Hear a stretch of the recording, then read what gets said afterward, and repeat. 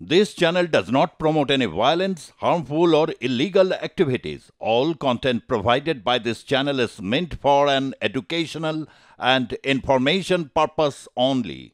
সাবধান আপনাকেও থাকতে হবে, সতর্ক আপনাকেও হতে হবে, কারণ একই মাসে বাঁকুড়া এবং কোচবিহারে দুজনকে প্রতারণা, ফের ডিজিটাল অ্যারেস্ট। ডিজিটাল অ্যারেস্ট নামে প্রতারণার দুই ঘটনারই কিনারা করল পুলিশ। দুই ঘটনাতেই ধৃতরা ভিন রাজ্যের বাসিন্দা, দুই ঘটনাতেই টার্গেট অবসরপ্রাপ্ত কর্মীরাই। পুলিশ সেজে ভিডিও কল ধরলেই বিভিন্ন অভিযোগে ব্ল্যাকমেল, এরপর কল রিসিভ করা ব্যক্তিকে গ্রেপ্তারির ভয় দেখিয়ে টাকা হাতানো, জারি পোশাকি নাম ডিজিটাল অ্যারেস্ট। চারিদিকে যখন সাইবার প্রতারণার একই কাহিনী দেখে ক্লান্ত, তখন আবারও চেনা গল্পে ফাঁদ পেতে ডিজিটাল অ্যারেস্টের ছক। ভিডিও কলে থাকা পুলিশের ভেকধারী প্রতারককে বিশ্বাস করে ফেলেন একজন অবসরপ্রাপ্ত কেন্দ্রীয় সরকারি কর্মী। খোয়ান 10,21,000 টাকা। আর্থিক প্রতারণার ভুয়ো অভিযোগ তোলে প্রতারকরা। ভয়ে আত্মবিশ্বাস খুইয়ে ফাঁদে পা দিয়ে ফেলেন বাঁকুড়ার বিষ্ণুপুরের 7 নম্বর ওয়ার্ডের বাসিন্দা শ্যামাপদ মণ্ডল। 17 জানুয়ারির এই ঘটনার অবশেষে মুশকিল আসান করল বাঁকুড়া জেলা পুলিশ। অভিযোগ জানিয়েছিলেন প্রতারিত, তার ভিত্তিতেই সিট গঠন করে চলে তদন্ত। গুজরাট ও তেলেঙ্গানায় হানা দিয়ে প্রতারক চক্রের 4 পান্ডাকে গ্রেপ্তার করল পুলিশ। ধৃতদের 4 জনকে পৃথক জায়গা থেকে গ্রেপ্তার করা হয়। 10,21,000 টাকা চিটিং হয়ে গেছে 17 তারিখে। ওনার বক্তব্য ছিল যে ওনাকে ডিজিটালি অ্যারেস্ট করা হয়েছিল। ওনাদের 17 তারিখে একটা ফোন এসেছিল মুম্বাই কাস্টম থেকে, বলছিল যে উনিরা কিছু ইলিগাল জিনিস ধরেছেন, যার মধ্যে ল্যাপটপ আছে, মেডিসিন আছে, কিছু ক্রেডিট কার্ড আছে, একটা ক্রেডিট কার্ড ইনার নামে আছে। আর ওরা বললো যে ইনি মানি লন্ডারিং কেস মধ্যে ইনভলভ রয়েছেন। তারপর যা কলার বললো যে আপনাকে ইডি ফোন করবে, আর তারপর কিছুক্ষণ পরে আবার ওনাকে একটা ভিডিও কল আসলো, যার মধ্যে দেখা যাচ্ছে কি একজন পুলিশ ড্রেস পরে ওনাকে ফোন করছে আর ওনাকে বিভিন্নভাবে থ্রেট দিচ্ছিল। তারপর ওনাকে বললো যে যেহেতু আপনি খুব সিনিয়র সিটিজেন আছেন, 60 বছর হয়ে গেছে, তা আপনাকে আমরা ফিজিক্যালি অ্যারেস্ট করতে জন্য টিম পাঠাচ্ছি না, আপনাকে হাউস অ্যারেস্ট করে দিচ্ছি। হ্যাঁ, আপনি কিছু রিলিফ পেতে পারেন, কোনো কোর্টের নাম বলে, একটা মাননীয় কোর্টের নাম বলে বললো যে আপনাকে কিছু পয়সা জমা দিতে হবে সিকিউরিটি হিসাবে, তারপর আপনি রিলিফ পাবেন। গৌরাঙ্গ গুজ্জারকে গান্ধীনগর, প্যাটেল সাহিলকে সবরকাঁটা, ঠাকুর আনন্দ কুমারকে পতন এবং সৈয়দ ইউসুফ শরীফকে হায়দ্রাবাদ থেকে গ্রেপ্তার করা হয়। প্রতারণার কাজে ব্যবহৃত বেশ কিছু ব্যাংক অ্যাকাউন্টে আপাতত লেনদেন বন্ধ রাখা হয়েছে। অন্যদিকে একই বিষয়ে কোচবিহার সাইবার ক্রাইম থানার পুলিশও পেয়েছে সাফল্য।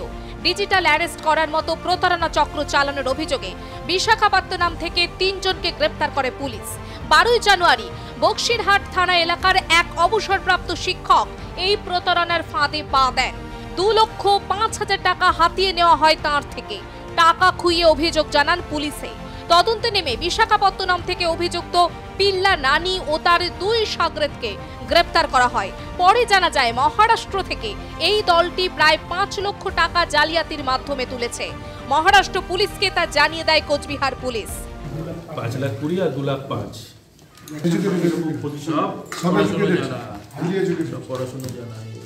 একটা ঘটনা 17 জানুয়ারি, অপর ঘটনা 12 জানুয়ারি। 2 ঘটনারই কিনারা করল পুলিশ। 2 ঘটনাতেই ধৃতরা ভিন রাজ্যের বাসিন্দা। 2 ঘটনাতেই টার্গেট অবসরপ্রাপ্ত কর্মীরা। ফলে আবারও যে এই ডিজিটাল অ্যারেস্ট নামক প্রতারণার জাল বৃদ্ধি পাচ্ছে তা বলার অপেক্ষা রাখে না। তবে আদৌ ডিজিটাল অ্যারেস্ট বলে কিছু নেই, এটা শুধুই একটা প্রতারণার ফাঁদ। বাঁকুড়া থেকে মিলন কর্মকার এবং কোচবিহার থেকে শরদিন্দু ধরের রিপোর্ট, আর+ নিউজ। ডিজিটাল অ্যারেস্ট, নতুন এই প্রতারণার এই ফাঁদ, যার পোশাকি নাম ডিজিটাল অ্যারেস্ট। বারবার এই ঘটনা ঘটছে, কিছুতেই বন্ধ করা যাচ্ছে না। অন্যদিকে সাধারণ মানুষ এই ফাঁদে পড়ে যাচ্ছে। কিভাবে আমরা সতর্ক থাকব, কিভাবে এই প্রতারকদের হাত থেকে বাঁচা যায়, কথা বলবো প্রাক্তন পুলিশ কর্তা অনিল জানার সঙ্গে। স্যার, আপনার কাছে যেটা জানার চেষ্টা করব, বারবার তো এই ঘটনা ঘটছে, ডিজিটাল অ্যারেস্ট, নতুন এই প্রতারণা, নতুন কিছু নয়। কয়েক মাস ধরে আমরা দেখেছি যে এটা হয়েই চলেছে, কিছুতেই বন্ধ করা যাচ্ছে না কেন, এবং মানুষ কি করবে, কোন কোন দিক থেকে সতর্ক থাকতে হবে? অ্যাকচুয়ালি সরি, তোমার একটা কথা আমরা পড়েছিলাম, সর্পক্রূর খলক্রূর সর্পাক্রূরতর খল মধু তিষ্ঠতি জিহ্বাগ্রে হৃদয় হেতু হলা হলো। এই হচ্ছে চিটিংবাজদের। আর এই চিটিংবাজির নানা রকম ফর্ম, এখন যেটা ডিজিটাল চিটিংবাজি হয়েছে, সায়েন্সের উন্নতি হয়েছে, তার সাথে চিটিংবাজির পলিসিটা পাল্টেছে। চিটিংবাজি যে ছিল, আমাকে 1980 সালে 81 সালে আমার অ্যাসিস্ট্যান্ট কমিশনার বলেছিলেন, জানা ফুল অফ চিটস কলকাতা। তখনকার দিনে মানে ময়দান দেখিয়ে, ব্রিগেড প্যান্ট দেখিয়ে, নানা রকম দেখিয়ে অনেকে জমি বেচে দিত, লোকে কিনেও নিত। আস্তে আস্তে সেগুলো চেঞ্জ হয়েছে এবং দেখা গেল তোমার এখন যে চিটিংবাজিটা হচ্ছে, মাঝখানে জামতারা গ্যাং, গয়া গ্যাং, এরা ফোন করতে করে এমন একটা করতে করতে 5টা লোকে ফোন করলে একটা লোক হয়তো মানসিক অবস্থায় ফট করে ক্লিক করে গেল ওদের কাছে, তখন ওই ওটিপি দিল, ওটিপি বলছে আপনার অ্যাকাউন্ট থেকে টাকা উঠে যাচ্ছে, জিনিস কিনছে, এই ধরনের ছিল। তারা ধরেছে, আর ওরা ঠিক মানসিক অবস্থা থেকে বয়স্ক লোকেদেরই ধরে, ওরা বুঝে নেয়। আর এখন যে এইটা হয়েছে তো নতুন ধরনের, এগুলো আন্তর্জাতিক ক্ষেত্রেও চলে, এগুলো অন্যান্য রাজ্য থেকেও হচ্ছে, চিটিংবাজি হয় এখন, বিশেষ করে সাউথ ইন্ডিয়া এগুলো বেশি হতো, এখন তো এগুলো হচ্ছে। এইগুলো হতে হতে এগুলো করে আর কি, মানসিক অবস্থায় যখন হঠাৎ এমন একটা সাইকোলজিক্যাল প্রেশার পড়ে যায়, তখন চেঞ্জে তখন ওই সবগুলো দিয়ে দেয় আর কি। লোকের এই যে ডিজিটাল অ্যারেস্ট, এটা তো কোনো কথা নাই। অ্যারেস্ট মিন আইনের ভাষায় আপনার বা তোমার ওই ফ্রি মুভমেন্টটা কার্টেল করে দিল, রাইট অফ মুভমেন্টটা কার্টেল একমাত্র পুলিশই করতে পারে, সেটাকে দ্যাট ইজ মিনস অ্যারেস্ট। মুখে বলাটাও arrest, you are under arrest, that means arrest. আর এখানে যখন হচ্ছে বলছে ডিজিটাল অ্যারেস্ট, ওখানে বসে বলছে অ্যারেস্ট হচ্ছে, দেখবে হয়তো নকল থানা, নকল পুলিশ, নকল এইসব করে করলো, লোকটা হয়তো ভাবলো সত্যি সত্যি আমি অ্যারেস্ট হয়ে গেলাম, মাথায় এটা ক্লিক করে না অনেক সময়, তখন আসে না। এইভাবে অনেকেই প্রতারিত হন। তখন দেখা গেলো যখন চলে গেল টাকা, শেষ বয়সে টাকাটা চলে গেল, সেই রিটায়ারমেন্টের লাইফের টাকা 10 লাখ 15 লাখ টাকা যদি চলে যায়, তার মানসিক অবস্থা যেটা হয়, ও খুনেরা খুন করে দিলেও এত কষ্ট হয় না, কারণ এই ধরনের চিটিংবাজি হয়ে গেলে হয় কি, তোমার লোকটার মানসিক যন্ত্রণা যেটা ফেস করে, তাতে একেবারে নানা রকম রোগ বাড়ে, সুগার বাড়ে, সুগার থেকে কিডনি বাড়ে, কিডনি নষ্ট হয়, এরকম হয়, নানা রকম রোগে হয়, তারপরে ডায়ালিসিসে লোকটা মারা যায়, ধীরে ধীরে মানে তিলে তিলে মারা যায়, তিলে তিলে লোকটা মারা যায়। হ্যাঁ, এগুলো হয় আর কি। এগুলোকে হোয়াইট কালার ক্রিমিনাল গুলো তোমার এমনি ক্রিমিনালের চেয়েও মারাত্মক একেবারে।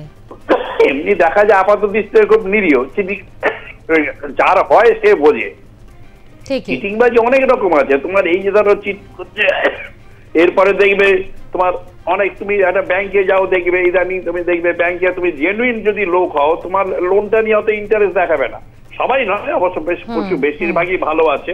এবার যদি জানে ওদের টাউটো লোক ঠিক করা আছে, সে তারা যখন লোনটা করাবে XYZ খালি সাজিয়ে জানবে এই লোনটা মারা যাবে, ব্যাড লোন হবে, কিন্তু তারা দিয়ে দেবে, কমিশন খেয়ে দিয়ে দিলে, এবার যার গেল তার তো গেল, এবার তার প্রপার্টিটাকে নিয়ে টানাটানি করবে। দেশের আইনগুলো এইরকমই, দেশের আইনগুলো সেই চোরেদের ফেভারেই রয়েছে। তুমি তাকে কনভিকশন করাতে গেলে তোমারই কষ্ট হবে, এবং এগুলো ধরবে, এগুলো আইনগুলো এগুলো আরো স্ট্রিনজেন্ট করা উচিত। এই বিশেষ করে প্রতারণার মামলা, চিটিং এর এগুলো আরো স্ট্রিনজেন্ট করে দেওয়া উচিত।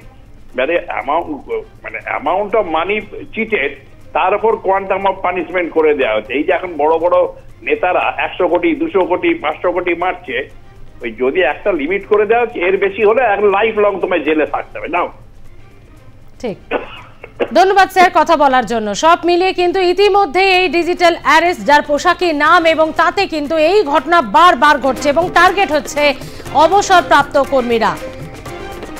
আরো একবার ডিজিটাল অ্যারেস্টের ঘটনা, এবং তেলেঙ্গানা হায়দ্রাবাদ থেকে গ্রেফতার 4 দুষ্কৃতীদের ধরে আনলো রাজ্য পুলিশ। গুজরাট থেকে গ্রেফতার 3 প্রতারক, এবং অবসরপ্রাপ্ত কর্মীরাই হচ্ছে তাদের টার্গেট। বাঁকুড়া এবং কোচবিহারে ফের এই প্রতারণার ফাঁদ। 10 লক্ষ টাকার উপর বেশি টাকা খুইয়েছেন অবসরপ্রাপ্ত কর্মী। কার্যত মাথায় হাত তার।